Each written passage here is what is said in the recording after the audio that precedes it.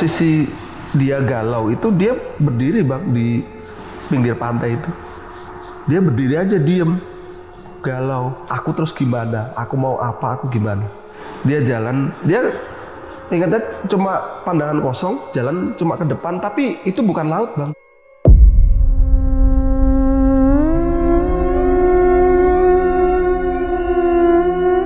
Posisinya dia udah kemasukan bang. Oke.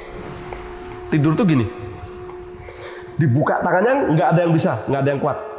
Terus dia gini.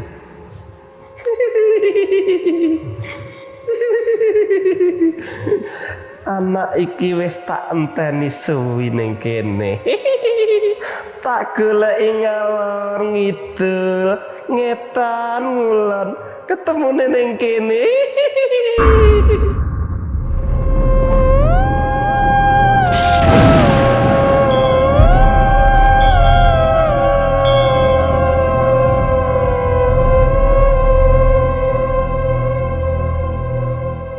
Assalamualaikum warahmatullahi wabarakatuh. Salam sejahtera untuk kita semua. Kembali lagi di Lonceng Misteri bersama gue Gilang. Dan di edisi Semarang Malam ini bakal ada cerita dari seseorang yang nyeritain nih ketika dia pergi rekreasi ke daerah Gunung Kidul, dan ada salah satu pesertanya yang ngalamin kejadian yang gue bilang horor dan ngeri banget yang berhubungan dengan pantai selatan.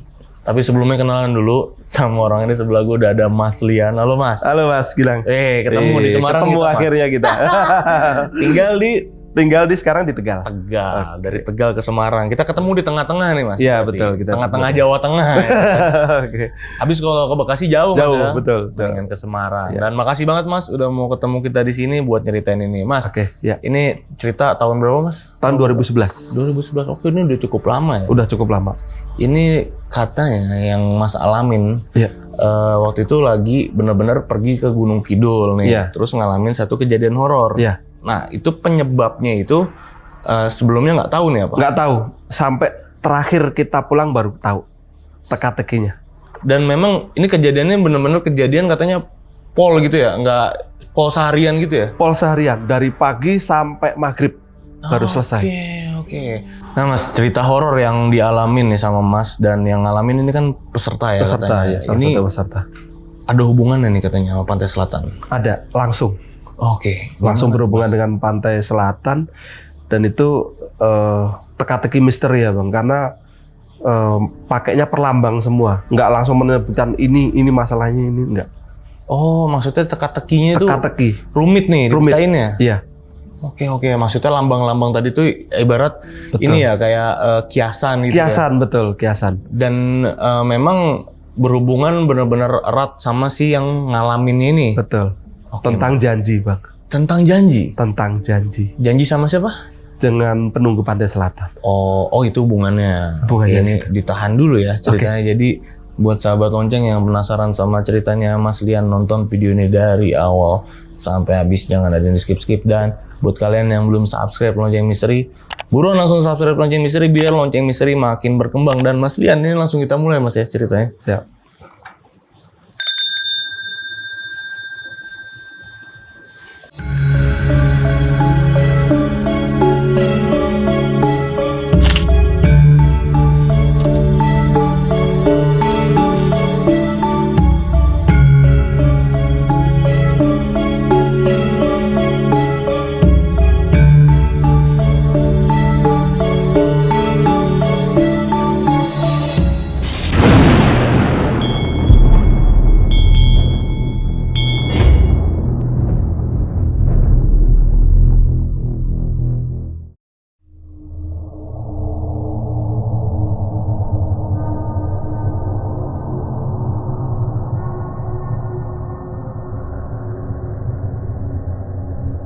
Di tahun 2011 itu saya diajak ibu saya untuk kita tuh wisata bareng dengan teman-teman di daycare-nya dia.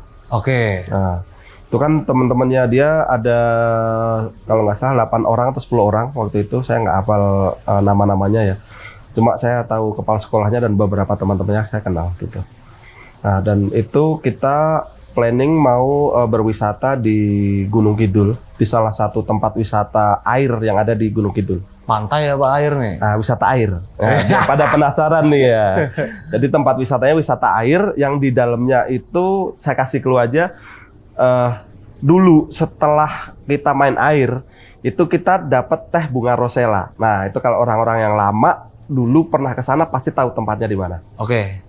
Jadi dari planning waktu itu kita di 2011, waktu itu bulan Juli saya diajak untuk liburan bareng ke tempat wisata air ini karena itu juga pertama kalinya saya ke tempat itu. Kalau ibu saya udah 2 kalinya.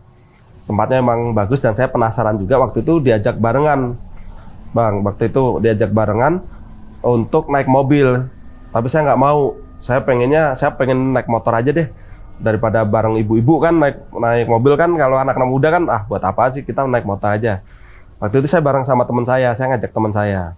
Pada saat berangkat itu sebenarnya di titik kumpul ini saya sampaikan Mbak D ini itu sudah ada gejala kalau dia bakal menerima gangguan, Bang. Oke. Jadi ketika dia mau berangkat waktu di titik kumpul dia udah gini nih. Kan pada ini ya takut. Nih anak ngapain sih? Kok gini-gini kenapa? Gini-gini kenapa sih? Kenapa Mbak? Ibu kan tanya, kenapa Mbak? Enggak Bude, ini dingin banget. Dingin? Mana dingin? Kita aja keringetan di sini, semua kan keringetan kan, panas. Enggak ada dingin apa? Apa saya ini ya? Kayaknya mau demam deh, dia bilang gitu kan. Kalau sakit nggak saya ikut. Sama ibu dibilang gitu. Cuma Mbak D ini maksa. Nggak enak sama temen yang lain. Saya ikut jalan-jalan aja ke sana. Saya juga lagi dapat waktu itu. Dia lagi mens. Akhirnya dia nggak mau ikut main air, Bang. Akhirnya, terus ngapain ke sana ikut kalau nggak main air kan? Di sana kan wisata air. Kalau nggak main air mau ngapain? Nggak apa-apa, saya ikut jalan-jalannya aja waktu itu. Oke, ya udah, ini makan dulu. Ditawarin makan, sempat nolak, Bang. Nggak mau. Nggak, Bude nanti takut muntah karena badannya nggak enak katanya. Oke. Rada demam gitu, dia nggak enak. Akhirnya dia ditawarin makan, mau makan dikit banget Bang, tapi Bang. Nah sepanjang jalan itu dia dipakein jaket sama ibu, udah pakai jaket ini. Tapi sepanjang jalan berangkat itu dari rumah, kan itu waktu itu makan di rumah ya Bang. Makan di rumah sampai ke lokasi itu dia gini terus, sepanjang jalan itu dia gini, sambil matanya gini-gini, ngeliatin gitu. Nih Mbak D ini memang matanya belok ya Bang. Jadi ibu sama teman-temannya ini rada bingung nih bedain dia melotot atau memang dia lihat biasa karena matanya memang belok, memang bener-bener kayak mau keluar gitu matanya Bang. Sampai di lokasi ibu langsung berwisata air itulah. Waktu itu kan ada 2 tempat yang terpisah. Yang pertama dan kedua ini saya bilang gitu aja. Nah, Mbak D ini nunggu di dekat parkiran. Dekat parkiran itu ada, kalau orang Jawa bilang tuh ada bu. Bu itu kayak penanda jembatan gitu Bang. Oke. Tapi kecil. Dikasih tahu sama penduduk situ, Mbak jangan duduk di situ. Udah diingetin, Mbak jangan duduk di situ. Enggak apa-apa, saya nunggu di sini aja. Nah, gitu. Jangan Mbak, jangan di situ. Udah diingetin ini sama ibu-ibu warung kan, di dekat situ ada warungnya. Dan di sebelah situ ada batu yang gede banget dulu di parkiran itu. Sekarang kayaknya udah dipindahin, udah ditata ulang. Jadi dulu ada batu gede banget di situ. Nah, dia duduk di dekat situ. Udah dikasih tahu jangan duduk di situ. Nah, posisi di situ, jadi ibu saya datang duluan Bang. Saya datang belakangan karena saya naik motor ya. Nah, di perjalanan juga sebenarnya saya juga ada tanda-tanda rada nggak enak nih Bang. Dari feeling nggak enak, dari cuaca kok kayak mendung gelap, cuma nggak hujan-hujan. Itu sepanjang jalan tuh saya ngalamin kayak gitu sama teman saya. Terus sampai di lokasi, saya parkir motor, habis itu saya bayar, baru ketemu Mbak D ini. Mbak, kok nggak ikut? Karena waktu itu aku nggak tahu ya, ternyata dia lagi dapet ya. Mbak, aku duluan ya. Oh ya Mas, nggak apa-apa. Tadi Ibu udah di bawah, udah yang kedua gitu, udah di wahana yang kedua. Oh ya udah, aku ke ini dulu ya, ke atas dulu ya gitu. Udah, aku akhirnya ke wahana yang satu ini, wahana atas, udah selesai. Aku akhirnya ketika selesai di wahana atas, aku ketemu ibu nih. ibu ternyata nyusul lagi ke wahana yang atas ini, wahana 1. Karena ibu bilang waktunya masih ada nih, masih ada sisa waktu nih. Aku ngabisin waktu di sini aja gitu loh, main airnya yang di wahana 1 akhirnya. Nah, di wahana 1 ini baru mau main, ibu dipanggil sama petugas loketnya. Bu, itu bu. Kenapa mas? Ini kan kita baru mau masuk lagi gitu loh. Kita baru baru mau main lagi. Kenapa disuruh udahan gitu? Enggak, bukan udahan. Ini temennya ada yang kesurupan bu, ada yang kemasukan. Jadi dari parkiran itu dibawa ke masjid yang deket situ. Di deket loket itu ada masjid. Lumayan sih, nggak gede-gede banget tapi nggak kecil. Jadi dibawa masuk ke situ. Posisinya dia udah kemasukan bang. Oke. Sosok yang pertama. Jadi di sosok yang pertama ini dia posisinya ditidurin awalnya kan, tidur. Terus dia gini posisinya. Tidur tuh gini. Dibuka tangannya nggak ada yang bisa, nggak ada yang kuat. 4 orang tuh buka tangan gini nggak bisa. Jadi saking kuatnya, cewek seberapa kuat sih bang? Iyalah. Itu 4 orang cowok dengan kekuatan yang ya badannya aku gini lah. Nggak ada yang kuat. Dan saat itu tiba-tiba dia langsung duduk kayak bersila, tapi bersilanya penari gitu bang. Ambil gini, masih gini. Terus dia gini.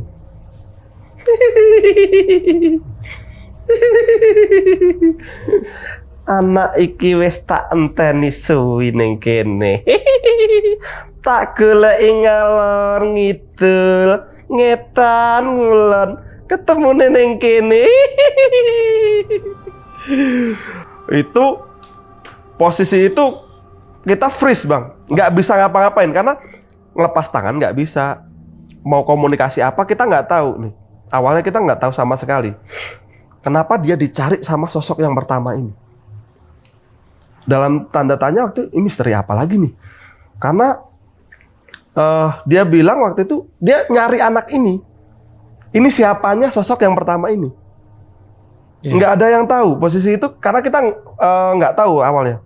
Ini apa? Udah yang penting niatnya kita sembuhin dulu nih anak.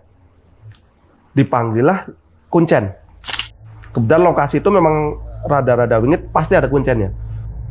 Dipanggil kuncen, disyaratin suruh bawang, garam, sama beras.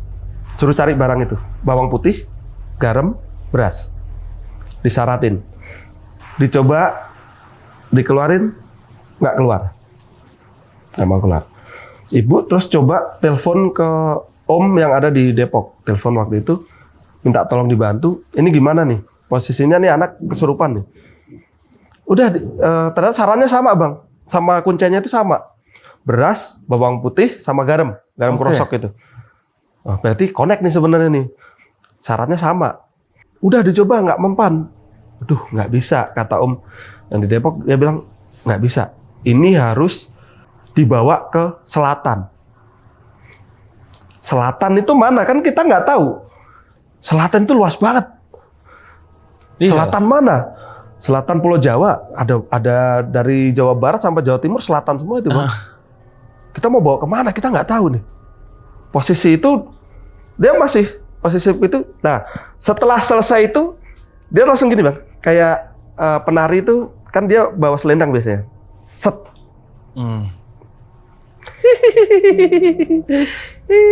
Bocah iki melu aku. Gini lagi.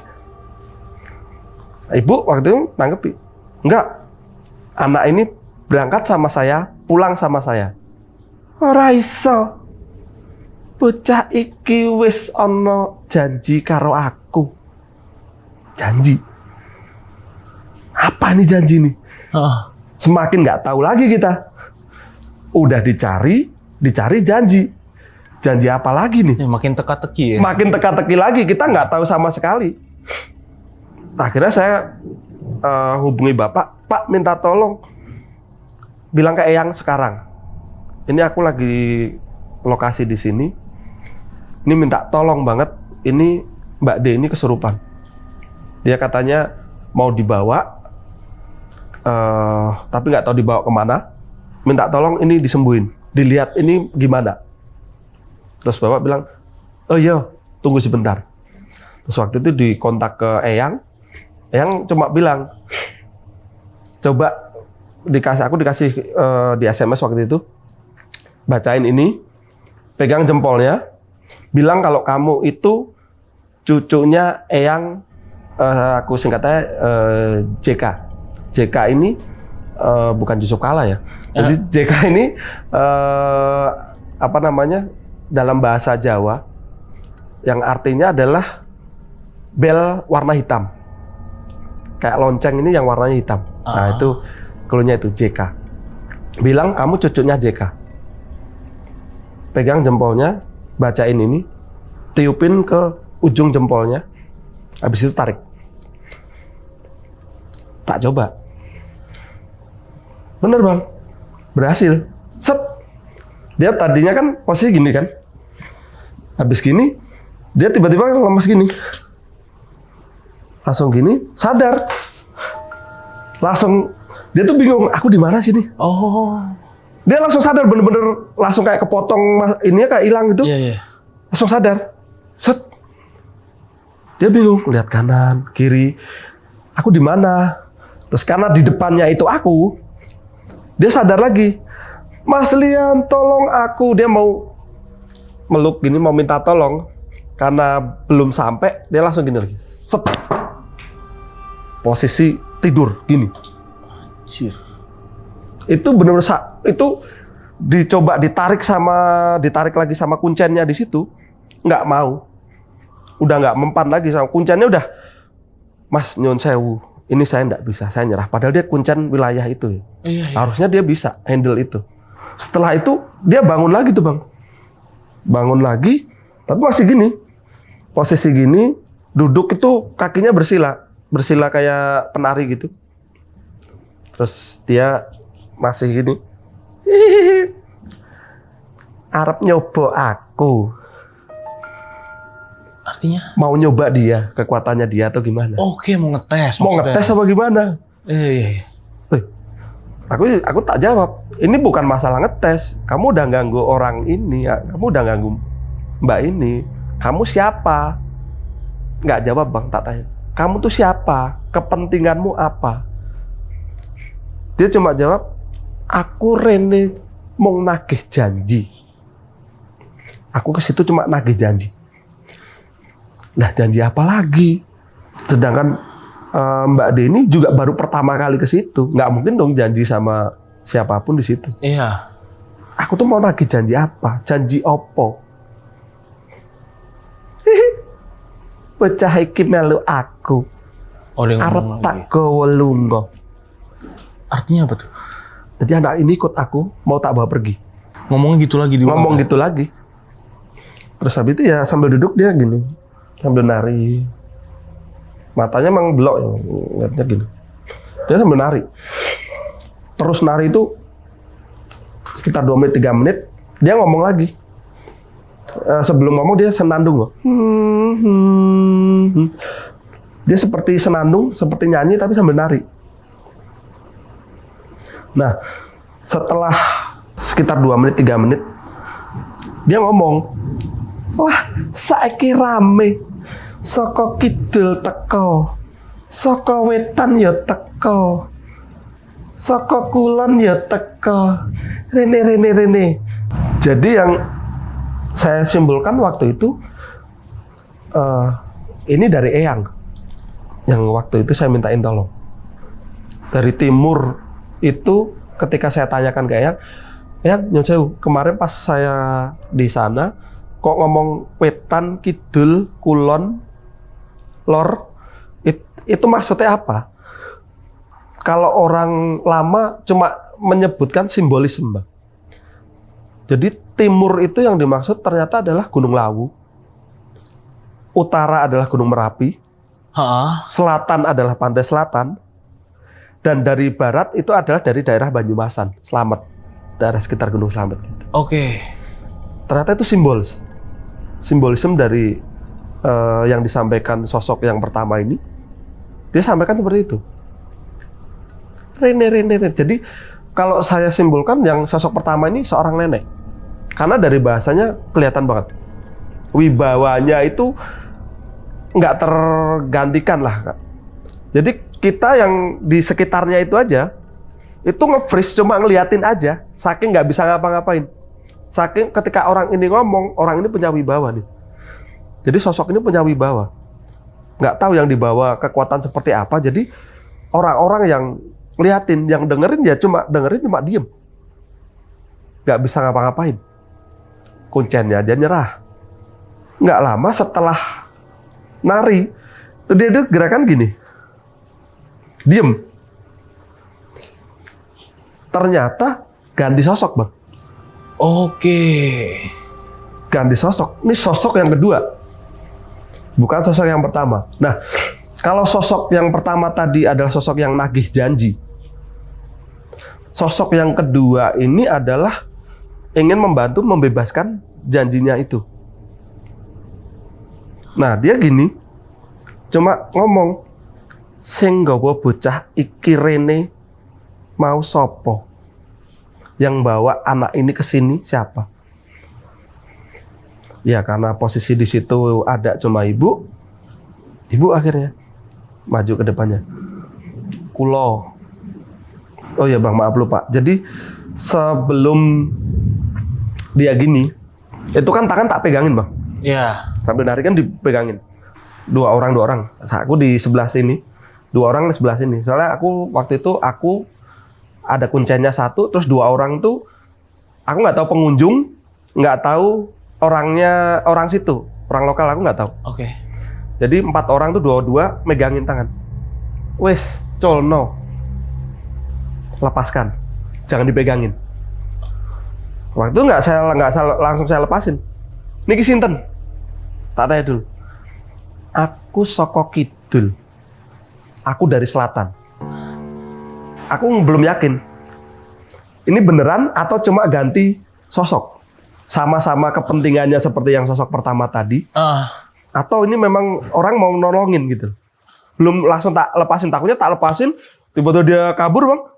Kan nggak terkontrol. Kita aja nahan 2 tangan itu nggak bisa. Udah berat banget ya. Berat banget. Niki saestu saking gitu. Dia nggak jawab, cuma anggukannya itu anggun banget. Bener-bener kayak seorang feelingnya tuh ratu.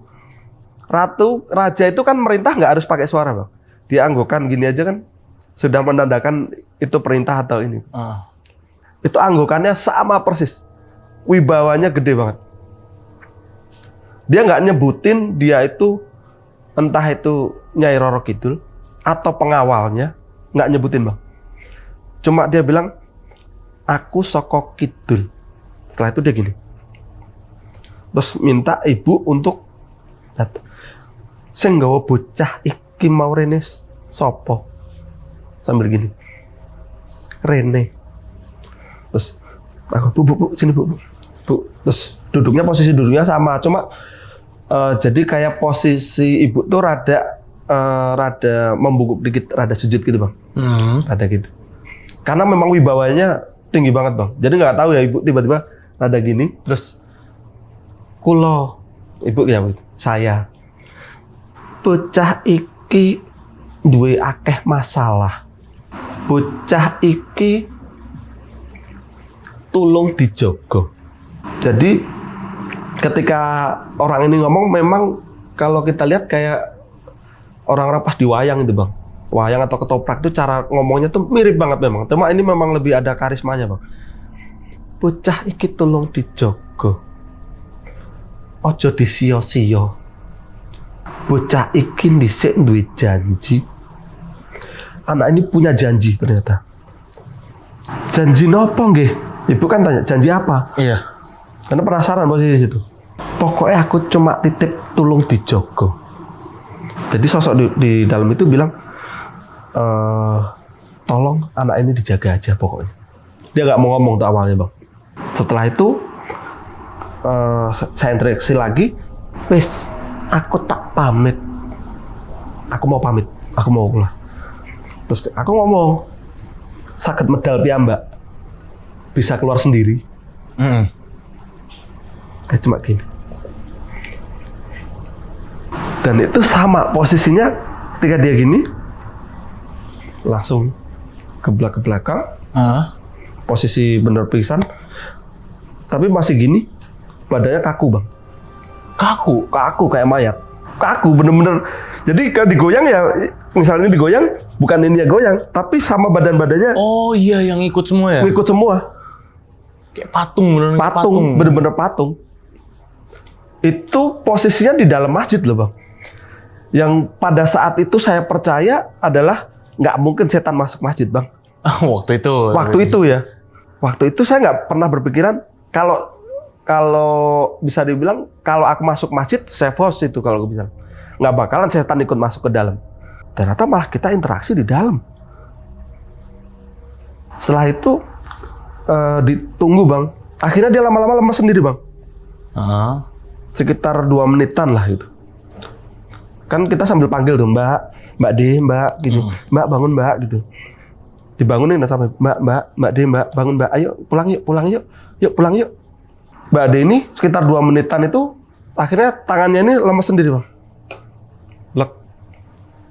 Terus dibangunin, ambilin minyak apa itu? Minyak kayu putih itu. Dibangunin terus dikasih di hidung. Nggak lama melek bang, siuman. Posisi siuman itu dia langsung meluk ibu, nangis bang, kejer nangisnya, bener-bener nangis yang dilimpahin banget bang. Cuma ibu ya ditenangin, wis rapopo, wis ayo mulai, wis. Jadi udah nggak apa-apa, yuk kita pulang yuk. Nah Mbak D ini ketika dia udah kayak mungkin udah selesai nangisnya, akhirnya dia bisa ngomong bang. Bude, aku mau arep digowo. Tadi aku mau dibawa. Digowo sapa? Wis kowe iki melu aku. Dibawa siapa? Kamu tuh pokoknya ikut aku pokoknya. Ibu. Dibeto simbah-simbah kula mboten ngertos niku sinten. Jadi mau dibawa nenek-nenek tapi dia nggak tahu itu siapa. Oke. Jadi nenek-nenek itu bener sesuai yang waktu itu saya lihat secara nggak kasat mata, itu memang seorang nenek-nenek mungkin yang itu secara jiwanya dia tuh katanya sudah dibawa. Dia tuh sudah lihat badannya sendiri posisinya di situ. Oke, itu kata dia tuh. Kata dia. Itu dia cerita setelah pulang ya bang, waktu di rumah. Iya. Waktu pulang ke rumah itu ditanya-tanya sama ibu, dia akhirnya ngomong itu. Jadi ketika pas kamu kesurupan itu, Meki ngopom mbak, kamu tuh kenapa mbak? Pas kesurupan tuh gimana? Kenapa? Aku nggak tahu Bude, aku tuh tiba-tiba itu kayak berat di pundak gini, di punggung sini, berat banget atau berat, terus tiba-tiba mata gelap. Setelah gelap itu, jadi ketika dia dibawa ke masjid itu, dia kayak keluar dari badannya bang. Dia lihat, aku lihat Mas Lian di situ di depanku itu, aku lihat.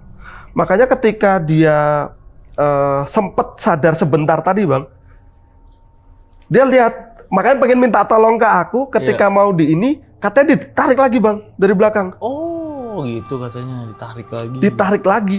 Sebenarnya udah mau sadar ya gini, karena dia secara fisik juga udah bangun ya. Ditarik lagi ke belakang. Akhirnya dia langsung gini lagi kan, pingsan lagi ke belakang itu. Dan dia posisi memang udah keluar dari badan, tapi posisi dia belum jauh. Makanya dia masih tahu tuh, masih lihat di situ ada apa aja, dari siapa aja dia masih lihat.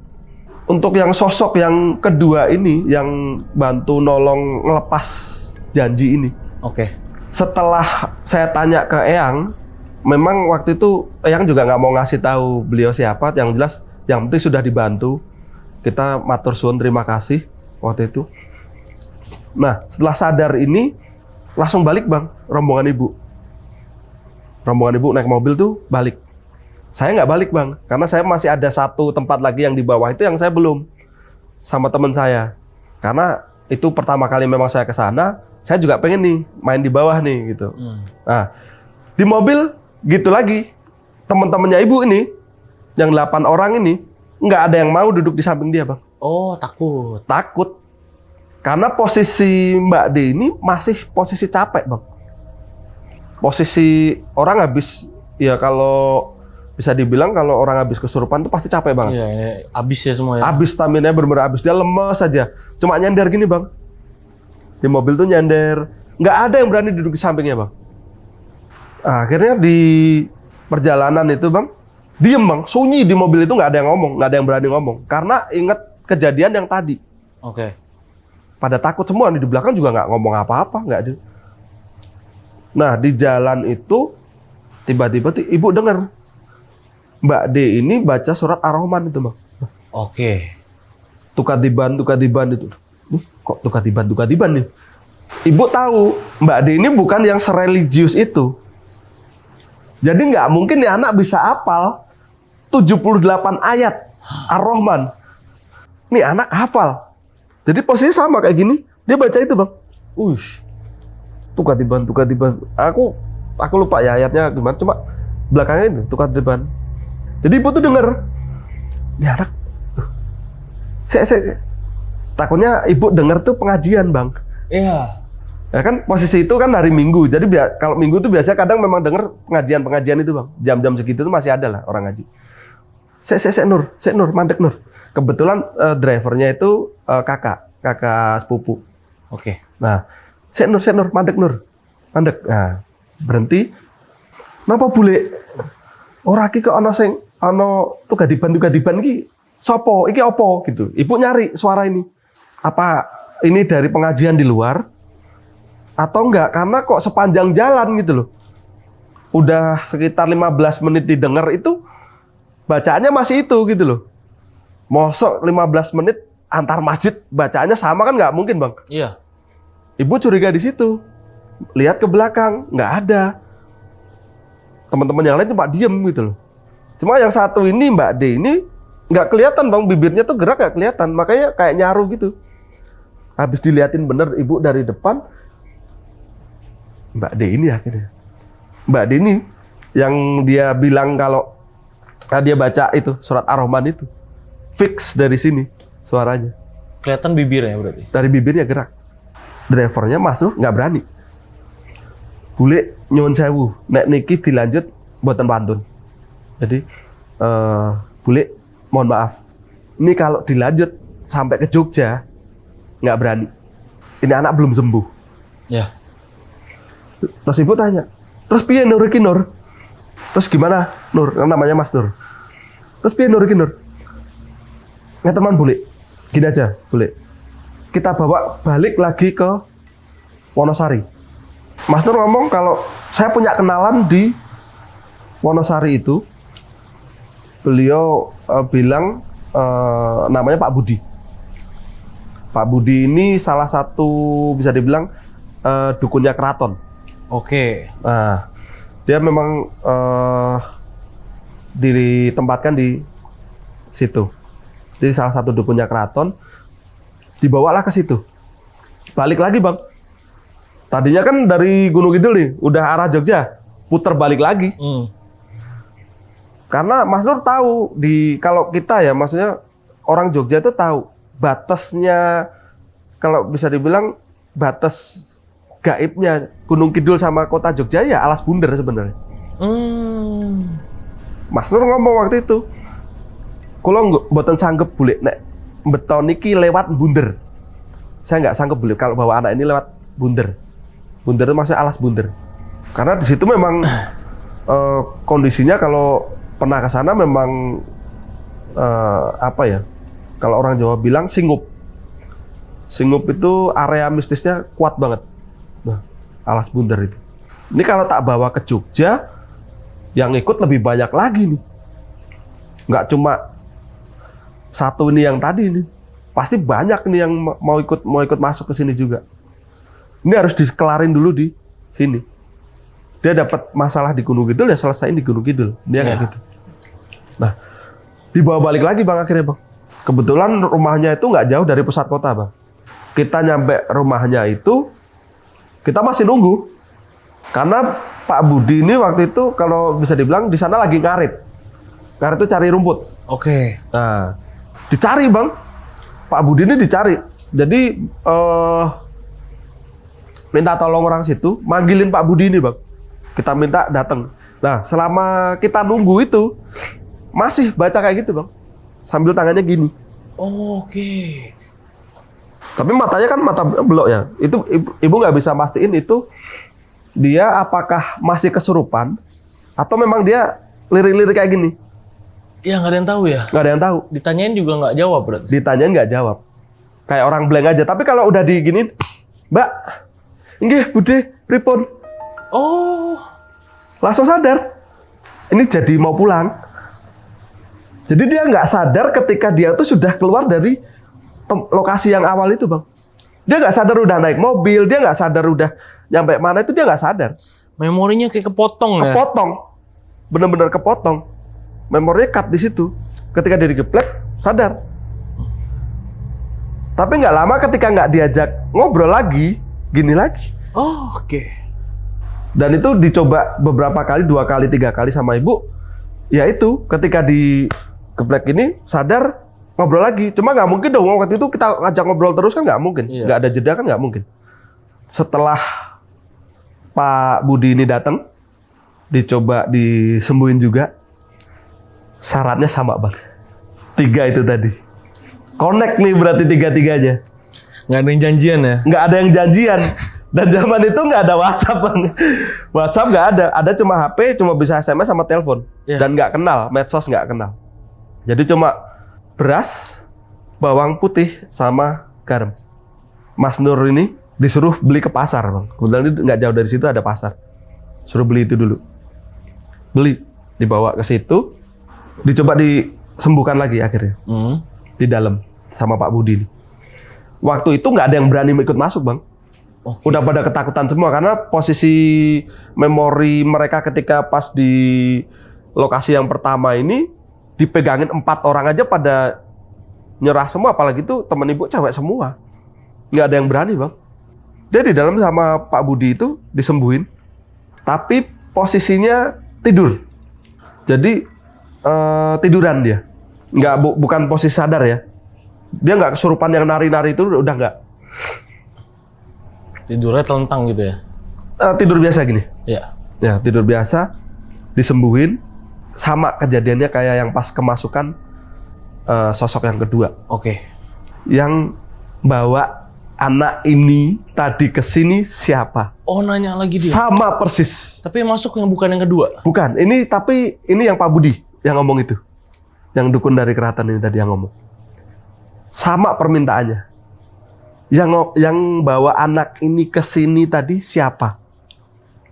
Dia kenalin dirinya nggak? Yang ketiga ini masuk? Enggak. Nggak. Sama Pak Budi cuma langsung dibersihin. Karena saya percaya Bang, maksudnya dari keraton sama selatan tuh connect lah. Pasti tahu lah itu. Ada hal yang misteri yang nggak semuanya bisa dibuka ke umum. Kayak gitu Bang. Pasti masih ada misterinya di situ. Nah, waktu itu kan sebenarnya ada yang lebih senior dari ibu ya. Suruh masuk nggak berani. Suruh masuk nggak berani. Terus akhirnya ibu lagi yang masuk.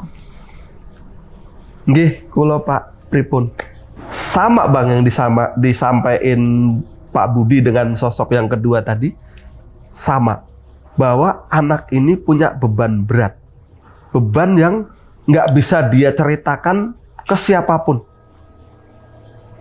Jadi anak ini sebenarnya dari umur 7 tahun sudah diincar Bang untuk menjadi salah satu penghuni di selatan. Dari usia 7 tahun.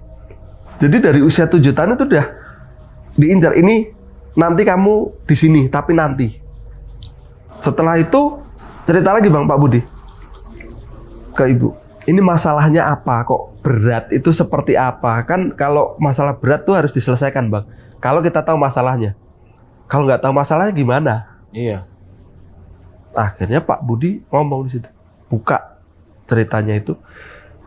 Jadi di dalam ruangan itu cuma ibu, Pak Budi sama Mbak D ini. Oke. Mbak D ini posisinya masih pingsan ya bang. Jadi ketika dikasih tahu Pak Budi ngomong ke ibu ini, Mbak D belum sadar. Pak Budi ini ngomong ke ibu, pesen, bocah iki duwe akeh masalah abot. Jadi anak ini punya masalahnya berat banget. Orang mungkin masalah iki diceritakne marang wong tuane. Jadi tidak mungkin masalah ini diceritakan ke orang tuanya. Oke. Loh, ibu juga penasaran. Loh, kenapa nggak bisa diceritakan ke orang tuanya? Loh, kok mboten saged pripun? Loh, kok nggak bisa kenapa? Bocah iki ibaratnya bawang putih, bawang abang. Ibaratnya bawang merah, bawang putih, bang. Ternyata diibaratkan lagi sama Pak Budi. Bang, kalau orang-orang gitu nggak mungkin ngomong langsung. Oh, pakai ada perlambangnya. Kalau orang Jawa bilang. Pakai ini kiasan. Betul bang. Jadi bawang putih, bawang abang itu adalah, kalau bawang putih kan sebenarnya cerita bawang merah, bawang putih itu loh bang, ternyata bang. Baik jahat ya. Baik jahat, anak baik, cuma nggak dipercaya orang tuanya bang. Sebaik-baik apapun Mbak Deni ngomong, jahat pasti. Orang tua nanggepnya ini, apa sih ngomong kayak gitu. Ibu kaget, baru tahu saat itu ternyata Mbak Deni menyimpan masalah yang berat. Pak Budi juga ngomong masalah janji tadi bang.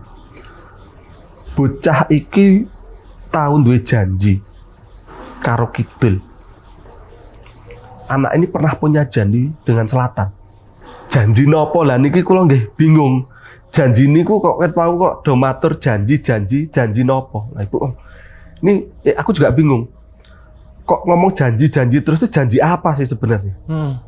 Kok sampai anak ini posisinya kayak gini nih, kesurupan keluar. Sebenarnya janji apa sih? Kok sampai anak ini mau dibawa ke selatan tuh? Anak ini pernah janji apa? Bocah iki tahu duwe niat, bahasanya mengakhiri hidup 2 kali. Oke. 2 kali. Pertama itu dia pengen mengakhiri hidup itu waktu itu di pantai Parangtritis. Dan yang kedua itu di sekitaran jembatan layang yang ada di Jogja. Dia pengen lompat di situ. Nah, pas di Parangtritis ini setelah posisi sadar ya, setelah pulang itu ibu tanya, apa bener Mbak dulu pernah ini pengen mengakhiri hidup itu di pantai itu?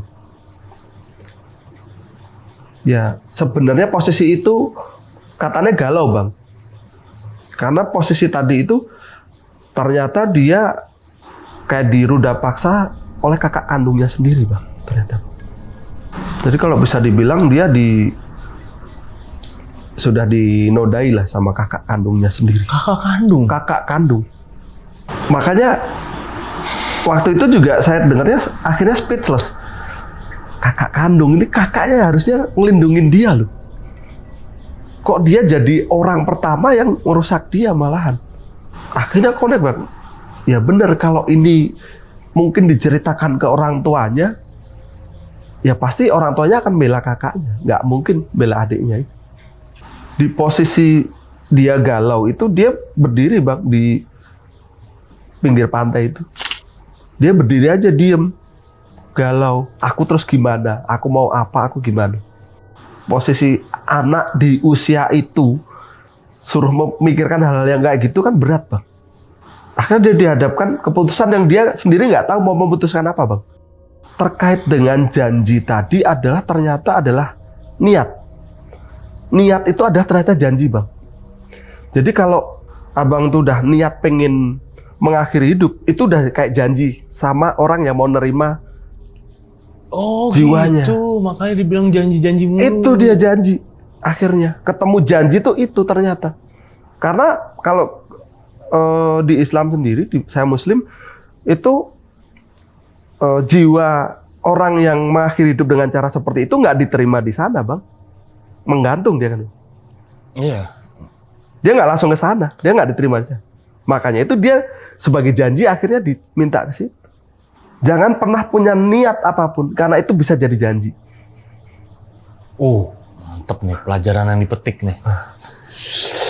Jangan Itu punya niat apapun ya. Jangan punya niat apapun, itu baru niat padahal. Dia nggak pengen bang, pada saat itu dia nggak pengen sebenarnya. Mau mengakhiri hidup nggak pengen. Cuma dia posisi galau, aku harus gimana.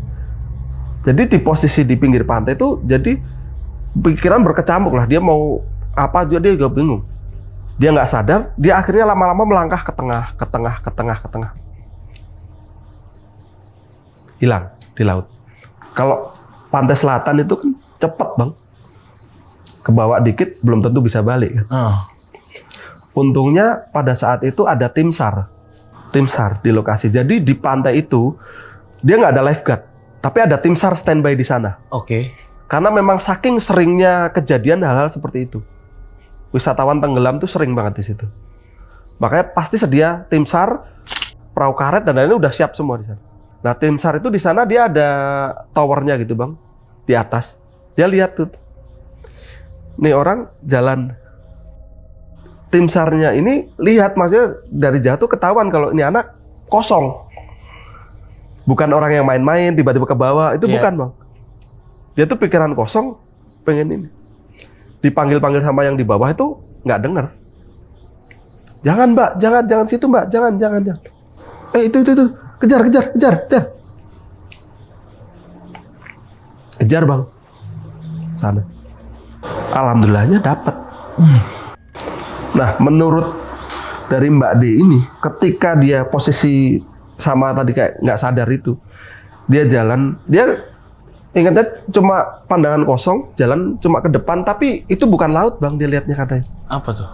Cuma dataran aja biasa, tanah aja dilihat. Akhirnya dia pede aja jalan ke depan karena itu dia anggapnya tanah, dia nggak lihat laut di depan. Ternyata dia ketemu sama nenek-nenek yang mau bawa dia waktu itu. Oke. Connect lagi di situ ternyata. Dia mau dibawa sama nenek yang di situ, didorong balik bang sama neneknya. Kue durung waktune rene. Kamu belum waktunya kesini. Engko nek wis wayahe, kue bakal tak jupuk. Jadi ini kamu belum saatnya sekarang kesini. Nanti pada saatnya aku butuh, kamu tak ambil. Akhirnya itu jadi janji bang ternyata bang. Dia dilepaskan saat itu, tapi suatu saat saya mau tak ambil. Itu ternyata ketika didorong itu sama di realnya dia ditarik sama tim SAR itu bang. Ya. Jadi dia didorong dari sini, ditarik bang. Tarik, dipinggirin, nggak kenapa-napa untungnya bang. Jadi nggak perlu diperiksa apa-apa nggak. Mbak, jangan ini. Iya pak, maaf pak, tadi saya mau main air kayak gitu. Alasannya cuma itu.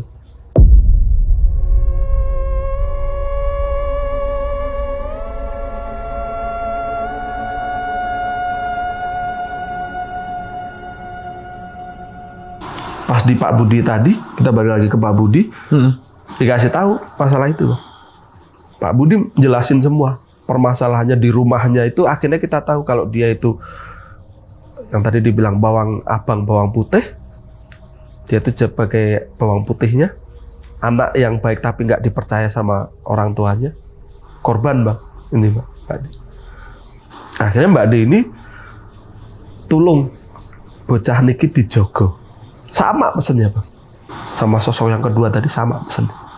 Terus sama Pak Budi ini dikasih syarat lagi bang.